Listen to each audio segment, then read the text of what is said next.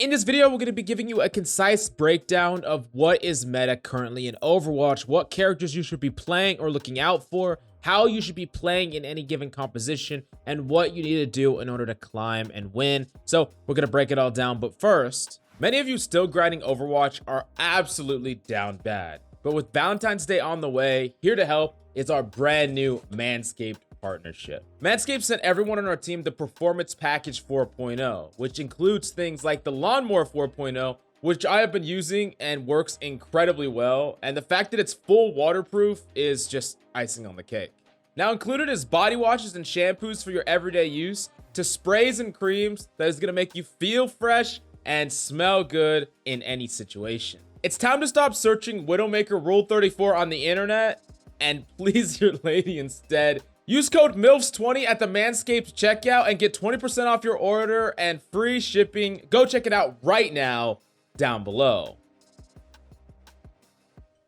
Now, before we get started, I want to make something incredibly clear. Specifically with the DPS category, it's going to have a lot smaller pick rate relative to the other characters, specifically the tanks and supports, because not only are there far more DPS, but many of them are interchangeable and there is a lot more flexibility in that slot in the meta. So that's something to keep in mind. Just because a tank has a giant amount of pick rate and a DPS has a little bit of pick rate, you need to compare the pick rates relative to the other characters in the same category. Now, it's been a hot minute since we've done a tier list, but let's actually talk about the top 4 tanks that are currently being played in the meta based on pick rate at the Grandmaster level, with Wrecking Ball having the overwhelmingly high, almost 8% pick rate. Now, this is actually very interesting, especially when you compare Wrecking Ball's pick rate in Grandmaster to literally every other rank. Only in Grandmaster is Wrecking Ball picked to this amount, and for the majority of ranks, he's actually quite a niche pick, and you might be wondering why that is. Well, I think it comes down to 2 big factors. The first one is Wrecking Ball players are playing Wrecking Ball poorly. They're not staying alive, and that's the biggest thing that you have to be doing on Wrecking Ball. All your engages should allow you enough time to safely get out, wrap around. Even if your team loses the team fight, you're going to stay alive and you're going to be ready for the next engage. This is incredibly important, and it's very easy for a bad Wrecking Ball to just feed like crazy. And then the second reason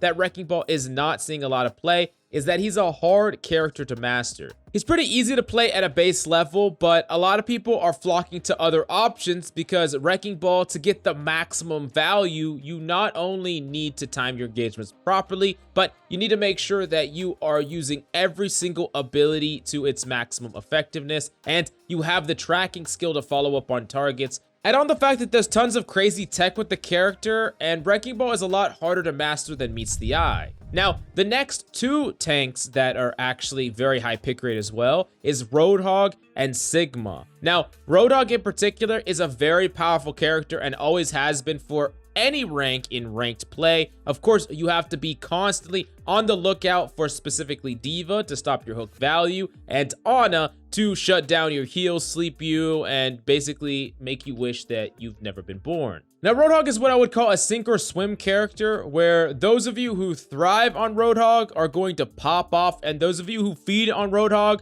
are going to feed like no other and throw the entire game. I think there's 2 big tips I can give you to master Roadhog and have the highest amount of impact.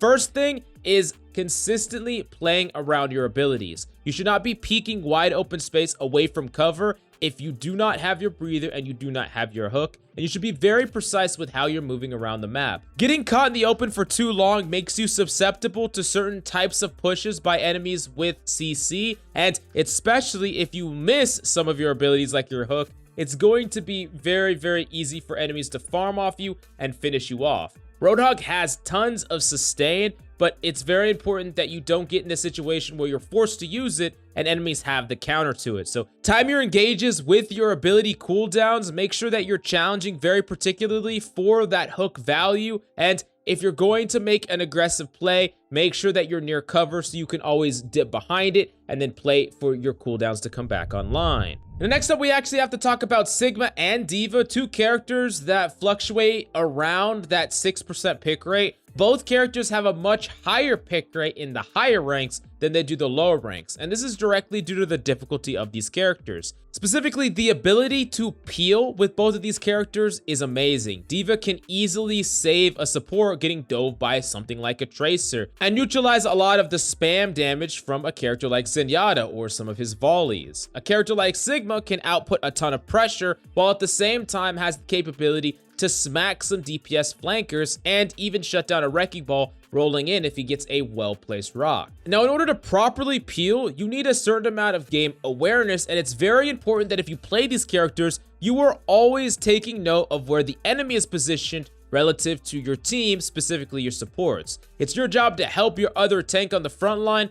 but even more important than that is peeling for teammates that need help in the open. Whether you're saving a fellow DPS in a 1v1 that they're losing, or bailing out a support that's getting dove, being able to apply your understanding of the team fight, use a little bit of your resources to bail a teammate out of trouble, and then going back to helping your front line, that can be the perfect combination to carry game after game. Now, when talking to the reality of what is ranked at Diamond and below, the actual meta tier tank is Reinhardt. He only has about a 4% pick rate when you get to Grandmaster, but for the vast majority of ranks, Reinhardt reigns supreme, and there's several reasons for that. Reinhardt is like the battle flag, right? He's the one that everyone goes in behind, and when you have very little teamwork and cohesion and improper timing, you really thrive behind a Reinhardt. And what I mean by that is a Wrecking Ball will often go in a lower rank, slam down,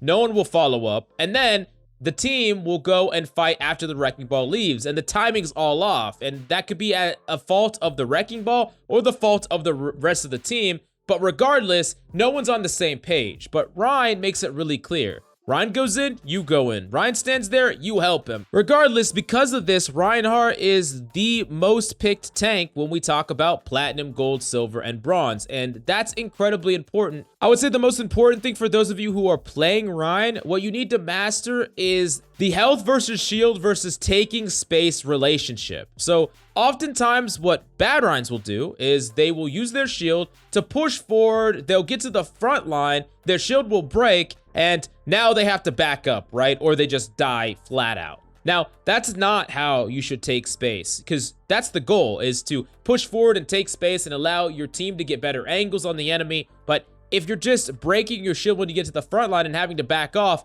you're taking space that you have to give up immediately. Instead, you should be using a combination of natural cover, where that's an obstruction or some sort of cover on the map to route more safely, and taking damage with your body itself in order to save and maintain that shield health. It doesn't matter if you get to that front line with only 200 health, but you have a full shield, you can pop that shield up and your healers are going to be able to heal you while your DPS get to dish out pressure and force the enemy to back up. On the flip side, if you get to the front line and you have full health but a broken shield, you're going to get hooked, you're going to get naded, you're going to get shot in the face, and you're just going to die, or you have to back up. And that's the big thing that Reinhardts need to work on if you want to carry. And I think the way that you can beat Reinhardts in ranked is tracking that ultimate. Ultimates, specifically Shatters, just win an overwhelming amount of team fights, and it's something that is pretty easy to monitor. Notice how the Reinhardt is fire striking, notice how much damage he's doing, how many swings he got in. And when he has that shatter, don't give him a juicy one. Position on purpose, spread. Don't just rely on your Reinhardt to block that shatter either. Oftentimes, it's better to position a little bit more spread, a little bit more wide, so that that Reinhardt at the best case scenario, it gets one person. And the moment that the shatter connects, if you're not on the ground, you need to be punishing that Reinhardt and trying to actually flip the script in that just window of opportunity so that the enemy doesn't get a free fight win. Now let's actually move on to the supports, and the supports are definitely interesting right now because there is a decent balance, and we're going to talk about specifically the high ranks and the mid to low ranks. So first off, we got to talk about the best DPS, I mean support, Zenyatta, at a 6.36% pick rate. Now, Zenyatta is a freaking powerhouse, and he works so damn well when we talk about the DPS that is being predominantly played in Tracer and the tanks that are being played, specifically Wrecking Ball. Having that trifecta of Tracer, Wrecking Ball, and Zenyatta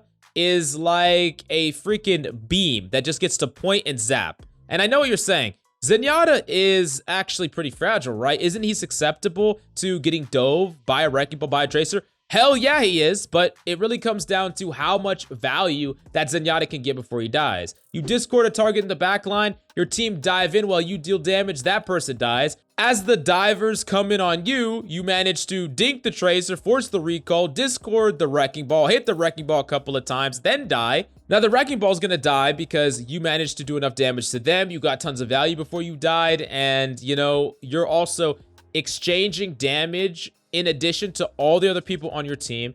And once you build that ultimate, if you're building it at faster rates, you can win fights off of it. So there's so much carry potential from Zenyatta, and he's definitely an amazing character to play. However, and this is a big caveat here, when we leave Grandmaster, you know, Zenyatta's pick rate almost halves. And when we leave Masters, Zenyatta's pick rate just drops even freaking further. Now, this is why it's hard to base a meta purely from the top level of play. Typically, things trickle down from pros and everyone plays like the same meta. That's how it goes for a lot of games. But with Overwatch in particular, because different tanks are played, different characters are good. And if Reinhardt is like the predominant tank being played, and the composition around a Reinhardt, like in Diamond, Zarya sees a lot of play when she sees very little in Grandmaster. Reinhardt seems a ton of play. Now, all of a sudden, you want different healers that can support them. And now McCree is really great. And now that McCree might have a pocketing Mercy, and Mercy sees a lot of play. So you can see how the cascade effects fall down,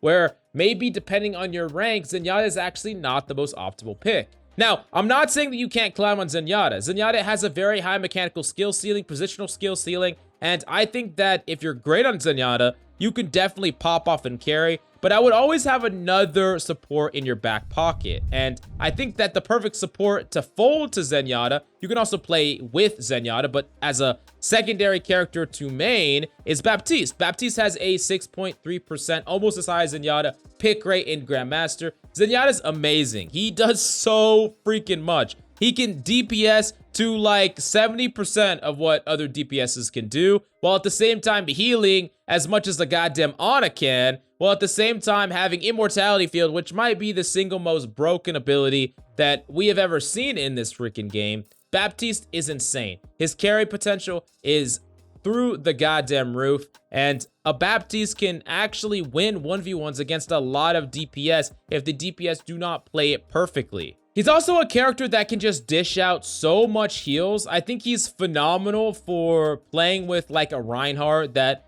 you know, those Reinhardts that don't know when to pull back, like they just want to keep going in and going in and going in, going like crazy. A Baptiste can enable that and basically make it work. You Immortality Field him, you heal him up, you amp him, you heal him again, and you just keep that motherfucker alive. And Baptiste can do it. And that's why I think Baptiste is like a phenomenal support main at any rank. He's like pretty much good. You can make him work in almost every single team composition if you're good enough. And I do think that Baptiste is an amazing character. But the next character that we actually have to talk about in the support category is freaking Ana. And Ana has about a 6%, 5.5% pick rate in Grandmaster. But if you go down to Masters, it's like almost 11. And if you go down to Diamond, it's 12. And if you go down to Plat, it's almost 15. 15. You heard me right. This is absolutely insane. It actually doesn't really line up at all. Ana is not only just completely dominant in like every rank besides Grandmaster,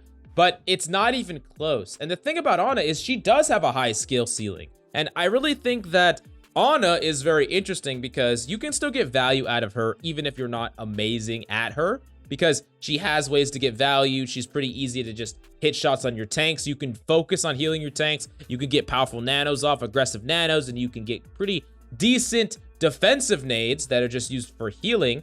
But Ana's true power level is when you start being a little bit more proactive with her. You start looking for opportunities to get fat purples and carry team fights. And I think that that's truly the way that Ana can scale up and become like a crazy high powerhouse. But even Grandmasters are not playing her more than some of the meta characters. She is pretty weak to a dive by a Wrecking Ball, and it can be frustrating to play an Ana that just gets dove over and over again. And she doesn't output the same amount of value as a really good Zenyatta in that composition. She can still work, of course. She still has quite a bit of pick rate. It's just not quite as strong. Now, as far as the reason why she sees a crazy amount of pick rate in every rank besides Grandmaster, I'm really gonna chop it up to people just like to freaking play Ana. Ana's very fun. I love to play Ana. I'm like an Ana main. I haven't really been grinding Overwatch as much as I used to, and right now I'm only playing consistently in Grandmaster in one role because it's the only role I'm playing, and that's freaking support.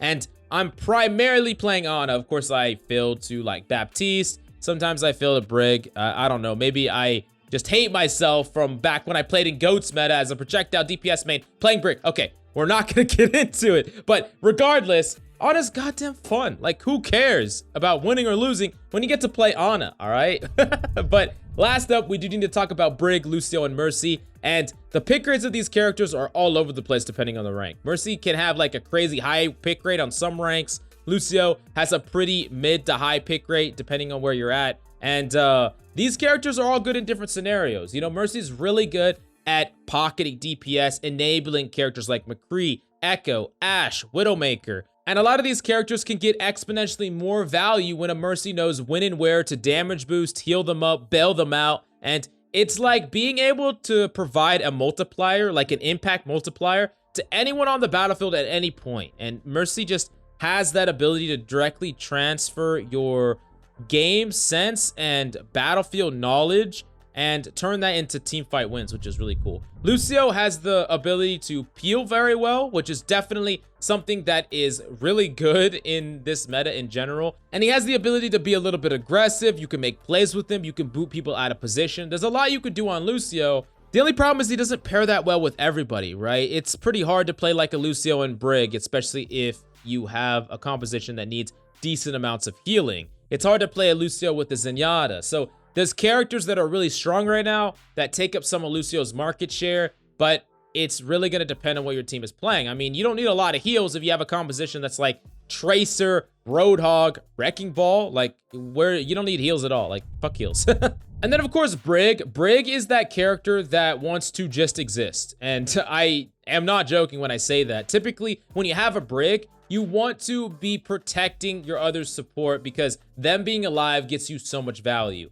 A great example of that is playing a Brig Ana comp and the enemy is playing dive. Ana can get so much value against that composition if she lives, and as Brig, it's your job to just keep her alive. And sometimes it feels like you're useless, right? You're honest up on the high ground and you're up with her, you're just like, all right, I'm just here to exist. But in reality, you keep that Ana alive and your team wins the fight. So you're kind of like a protect the president type thing. So that's really where Brig thrives the most. So anyways, let's move on to the last category, which is the DPS category. And I'm going to talk about the top 5 DPS right now. Tracer, McCree, Hanzo, Ashe, and Soldier. These are the top DPS that are being played in Grandmaster. And of course, there's going to be some variations depending on the rank you're at, but these are the top 5. And specifically, Tracer has a very, very high pick rate in Grandmaster. Now, McCree is going to overtake her when you're not in Grandmaster, and that really shows that Tracer is a character that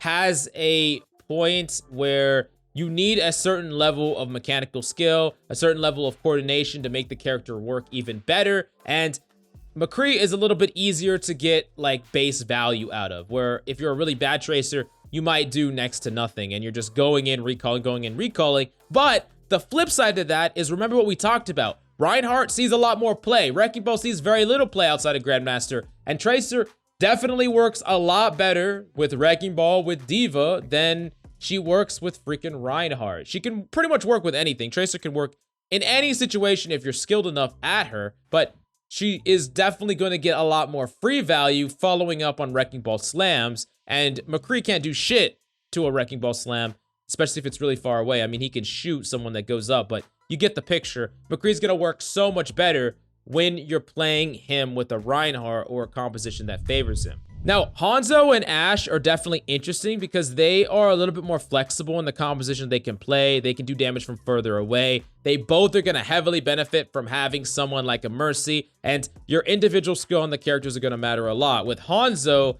people might try to dive you, people might try to challenge you, so it's going to depend on how you're going to duel them, how you're going to fight them. Specifically, on both of these characters, you got to watch out for good divas. Divas are always looking for an opportunity to chase your ass down and punish you, push you off the high ground, or kill you. So be really careful about utilizing your movement ability before the diva utilized hers, or else you might get chased down and fucking murdered. Now, last up, we got to talk about Soldier. I think Soldier is a phenomenal character to just climb with in general. He's independent. He can output a lot of damage. He has burst damage. He follows up with Wrecking Ball.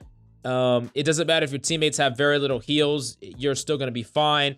I think he's a great character to climb with. He's really powerful. He's really strong. And you're also going to improve your mechanical skill while playing him, while not living or dying based on your mechanical skill like Widowmaker, to that extent at least. Now, I know that there's not one size fits all meta. I know it would be really easy to just say, hey, there's one optimal meta to play and play it in all your games. Only play this character for every single role. But the reality of it is you cannot control what your teammates play. And a lot of times, what your teammates play is going to dictate what is most optimal. So you can go about this two ways. You can play the characters that you just want to play and get really good at them and try to make them work and adapt for whatever composition you're playing. If you're a really god tier McCree main and you're only a McCree main, make it work and figure out how to position safely so that you play your life and still get value, even when you don't have a Rhine, even when you have an unoptimized comp.